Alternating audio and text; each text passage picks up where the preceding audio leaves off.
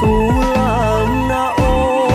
នចងក្បូនស្នេហ៍យើងទៅមុខទោះជួបសុខឬក៏ទុក្ខ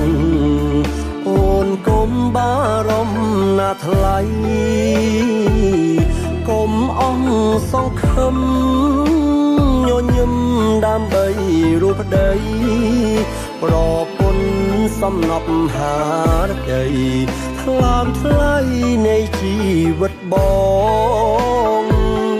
ទូមានពនភ្នំបដូរឲ្យខ្ញុំក៏មិនយកដែរមិនអាចមកព្រៀបអូនទេភរិយាដ៏ល្អរបស់បងគ្មានស្រីណាអាចមកព្រៀបស្មើអូនទេស្នេហ៍ស្នងជាម្លប់នៃបេះដូងបង